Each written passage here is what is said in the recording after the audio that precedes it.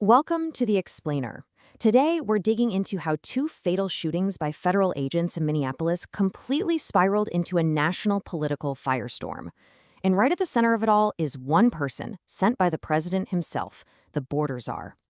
So, first things first, let's get to the root of the crisis. What exactly went down in Minneapolis that called for such an extraordinary federal response? The spark for all of this? It wasn't just one incident, but two fatal shootings by ICE agents, and they both happened in less than a month. That incredibly fast succession is what took all that simmering tension and just blew it up into citywide protests. I mean, just look at this timeline. On January 7th, Renee Good, who was a mother and a poet, was killed in her vehicle. Then, only 17 days later, Alex Preddy, an ICU nurse, was also killed. 2 deaths in under 3 weeks. You can imagine the public outcry was immediate, with people demanding that all federal forces get out of Minnesota. Okay, so with the city in total turmoil, how did Washington respond? Well, the answer came straight from the top. And the response was fast, really fast.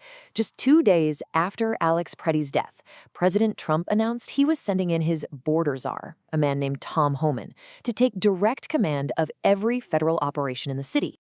Now, in his announcement, the president really framed Homan's deployment as a move to stabilize things. But the choice of words here, tough but fair, and the fact that Homan was going to report directly to the president, that signals just how seriously the federal government was taking this situation.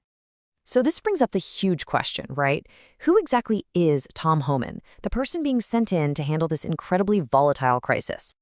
You know, the title, Border Czar, isn't just a nickname. It's an actual designation for the person in charge of what our sources call the largest mass deportation operation in U.S. history. So that's the job description of the man being sent to Minneapolis. And Homan's profile is, well, it's a bit of a strange contrast. On one hand, he's a career law enforcement officer, but on the other, he has absolutely zero operational history in Minnesota. And yet, the president added this kind of personal note saying Homan knows and likes many of the people there. But you know, this deployment isn't just about law enforcement. To really understand the full picture, you have to look at the political narrative that was being built around all these events.